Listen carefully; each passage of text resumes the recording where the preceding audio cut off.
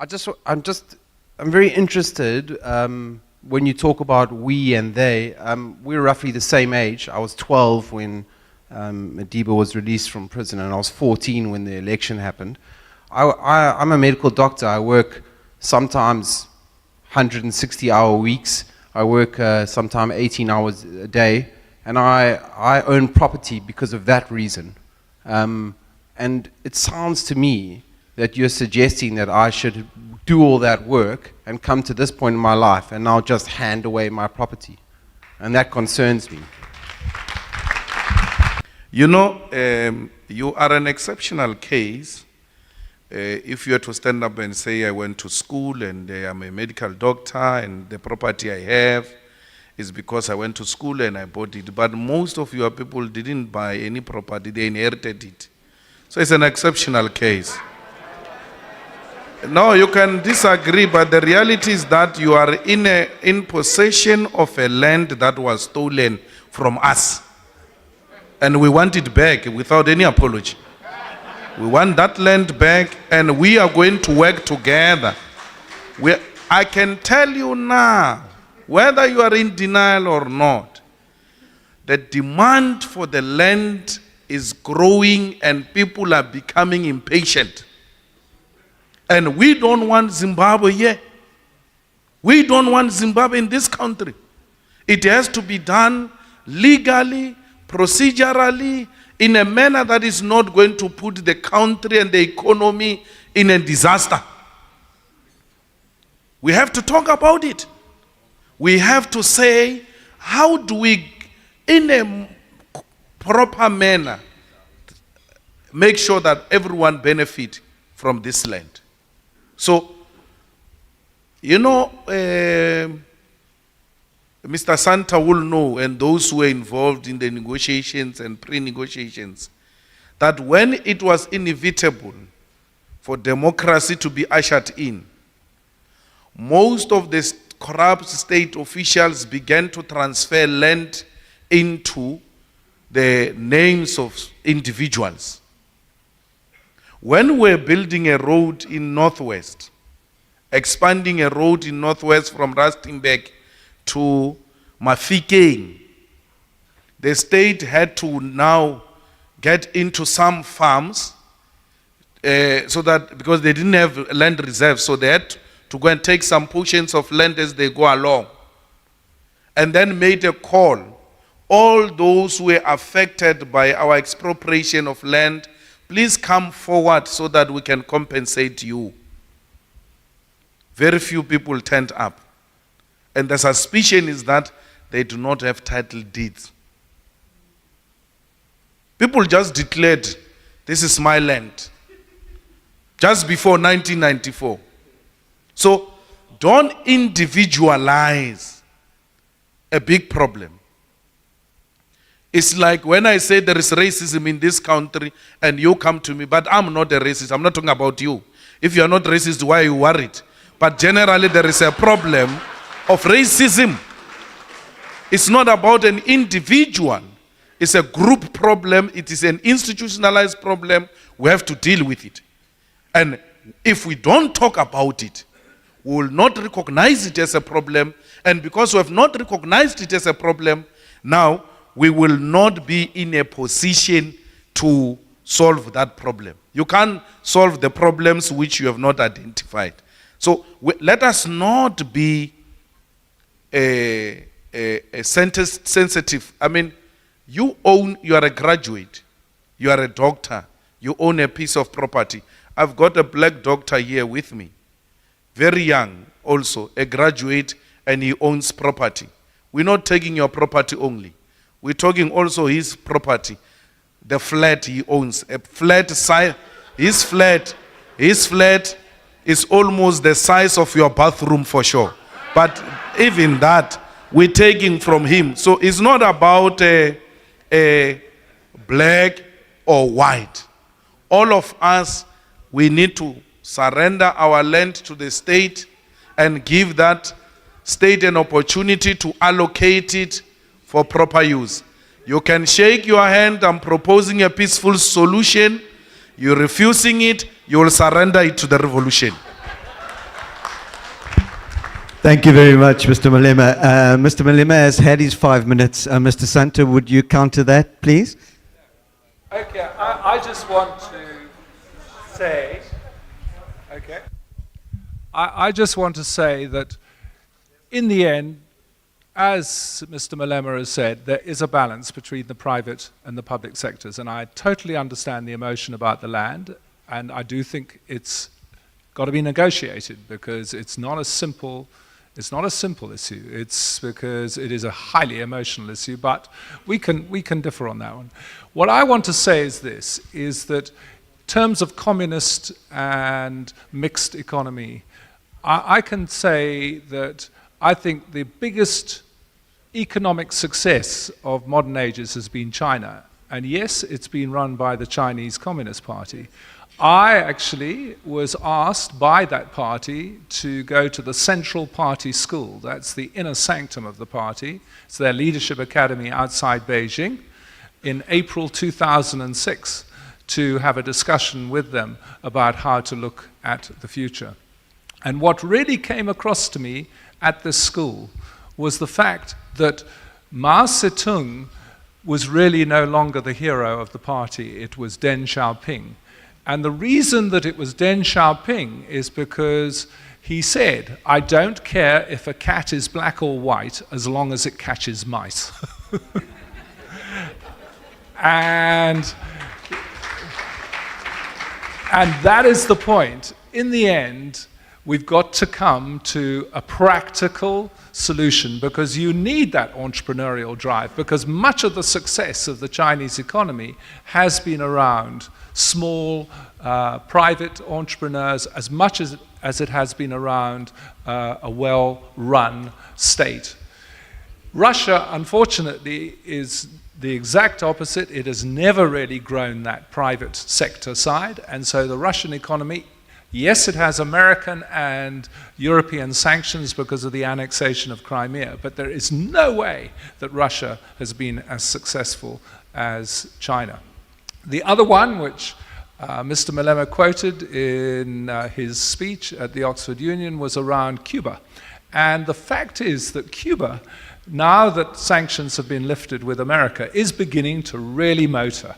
And again, it's a combination of the state, but it's all those smart Cuban entrepreneurs who are beginning to do their own thing and start businesses and trade with America and get American tourists into Cuba. I'm afraid to say Venezuela is like Russia. It just simply hasn't nurtured that entrepreneurial spirit. So my plea to the economic freedom fighters is that you balance those two kinds of economic freedom. The one, which is around ownership and state intervention to ensure fair ownership in this country, but the other side is around really taking the incredible talent we have here in South Africa and saying, how can we create that next generation of entrepreneurs? Because in the end, probably the person in the world that has most influenced all of us is Steve Jobs. He wasn't a politician. He was an entrepreneur. Thank you.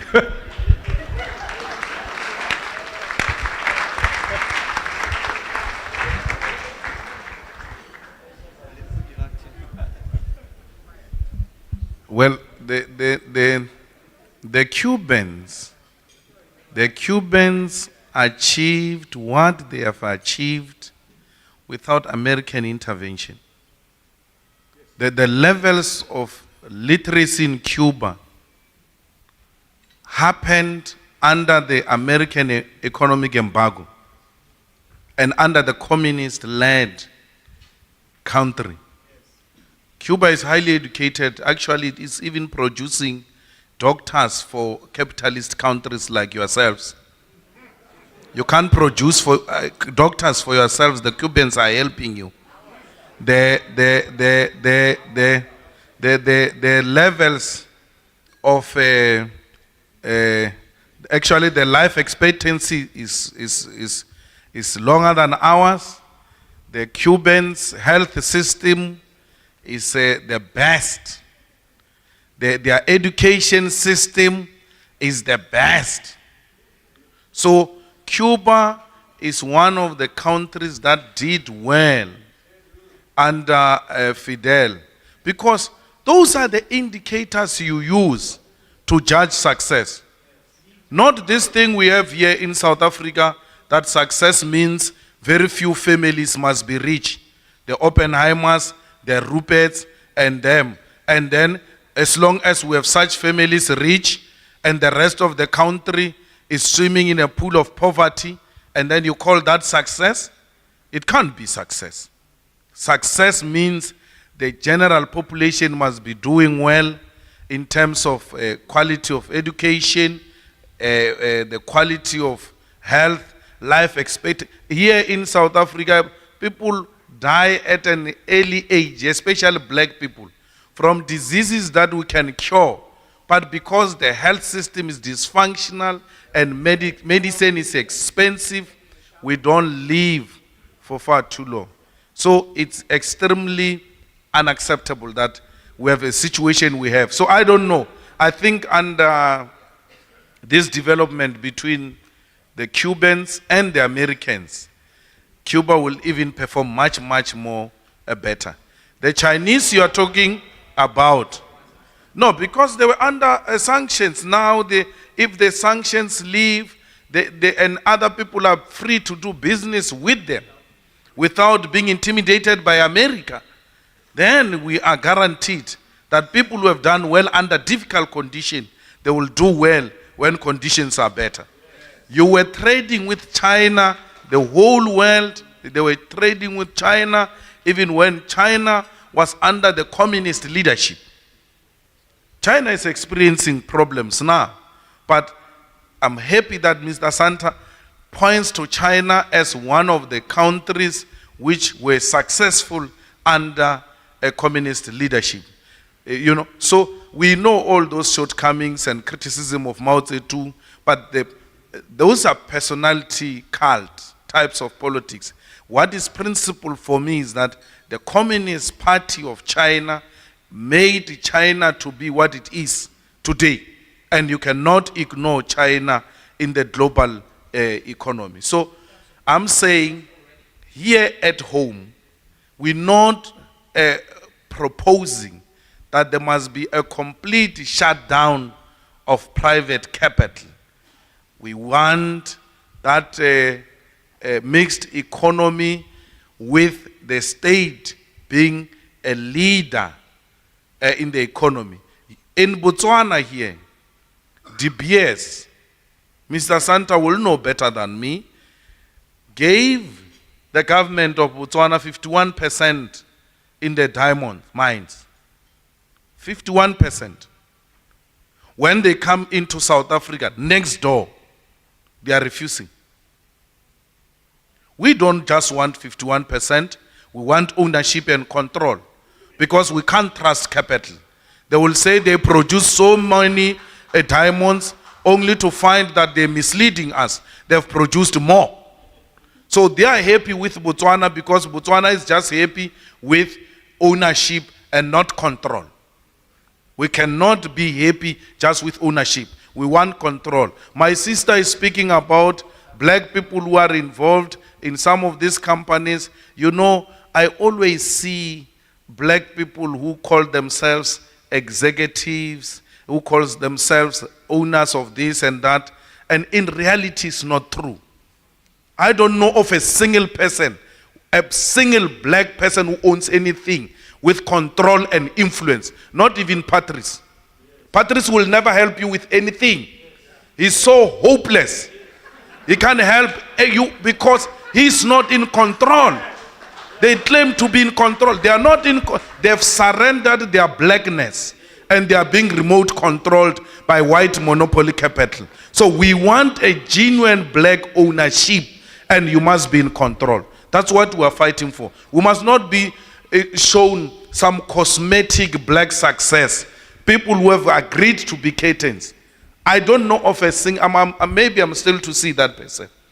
When we do the site visits, they bring black sisters and brothers to come and make presentations before parliament committees. And because this parliament now is different, It has got some questioning people. After presentation, we go in and we ask very difficult questions. Black managers and leaders can't answer because they are not in charge. But because they said Parliament is coming today, it will be you who present this. And then they say, this is the most senior person in this company. Okay, a simple question. What is the turnover of this company? You see, that one I will give to my colleague. And then I must celebrate that. I'm not going to celebrate that. I want, not even Cyril Ramaphosa is a genuine black success. Cyril Ramaphosa is a puppet of the Oppenheimers. They made him form the NUM after the commissioner said black unions must be allowed and they must have the power to negotiate with the employer. The NUM was sponsored by the Oppenheimers, and Cyril was given that task to go and form it. Cyril was working in the legal office, or some offices not even underground, from the University of the North. Then from there he was given the power to form NUM. From there he was fronted everywhere. They wanted to impose him on Mandela as the deputy president of South Africa, and the ANC refused. That's how Thabo Mbeki became the deputy president, and Cyril Ramaphosa got demoralized and left the ANC. Cyril Ramaphosa, because of that anger, did not even attend Mandela's inauguration because the agenda he was representing got defeated. I want genuine black, and black is not implementation. It's about your thinking and your commitment to liberate black nation. Sid, we've got a question at the back here. Hello tribe, welcome back again to the show. Now, you've got these particular white settlers who argue that they are entitled to their property in South Africa through their hard work. Often working insane hours, sometimes 160 hours a week. Now they feel it's unfair. Again, they feel that it's unfair to give it up to due to a historical context. On the other hand, there is an argument that the land was stolen. Now, and the black majority, that is, they deserve it back. Trump's stance on resettling white South Africans in the US falls into these particular divisive narratives of victimhood, which misses the complexities of justice and historical truth. Now let's break this one. I'm going to allude to an analogy here. Imagine that you're at a dinner table with friends and you're discussing South Africa's land debate. On one side, you have a white South African who has worked incredibly hard, pulling 160 hours a week, studying hard and buying property through sheer determination. He's saying, hey, I earned my property, and it is not just handed to me because of what happened in the past. No. He points out what his situation is in an exceptional case. He's not saying everyone should just give up what they've worked for. Meanwhile, on the other conversations, you have this, where someone like Malema is speaking up. He's arguing that the land in question was taken away through violent, systemic injustices. A land that, by his account, was stolen from black South Africans. For him, and many others, it's not just about property. No. It is about reclaiming what was unjustly lost. And when he talks about it, he doesn't mince words. This land was stolen from us, and we are going to get it back. No apologies, no compensation for you. Then there is Donald Trump. In the mix, Trump comes in with this particular narrative of white victimhood, suggesting that these white South Africans are so mistreated that they should be resettled in the US as refugees. It's pretty inflammatory and oversimplified take. Trump's idea is like a distraction. It shifts the focus away from the deep-rooted historical issues and paints a picture that doesn't quite fit in what many on the ground are actually experiencing. Now, to put it another way, we're looking at two different stories here, or two ideological standpoints. The hard-working individual story.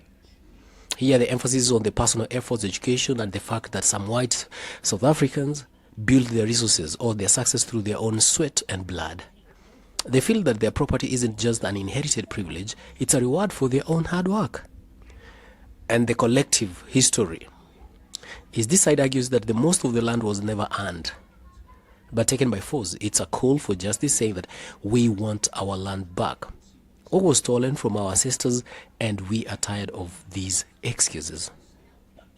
Now, if we throw the first speaker, Dietrich Bonhoeffer's idea into the mix, he would probably remind us that moral actions come with the cost of facing harsh truths. He'd ask both sides to really look at the whole picture instead of just focusing on a narrative that fits their personal experiences. The first speaker, thus Bonhoeffer, believed that in challenging ourselves to see the bigger picture, even when it's uncomfortable. So, Trump claims that white South Africans are victims in need of rescue. It's kind of like he's ignoring the full story. Many white South Africans don't see themselves as helpless victims. They are part of the complex society where some have thrived despite a troubled past. Meanwhile, black South Africans are saying enough is enough, we want the land returned to the people who were robbed of it. It's a clash of narratives here, one of individuals' merit versus one of collective historical injustices. It really makes you wonder if South Africans can find a way to honor both the achievements of individuals and also the need to correct a deeply flawed past without resorting to simple divisive slogans. I go by late or Sherlock in this particular platform. If I've stepped on your toes, let me know in the comment section. Do drop me your comments on the comment section of what exactly you think of this particular video, and a like and a sharing with good friends out there to spread this particular gospel. And above all, cheers up, tribe. Stay tuned.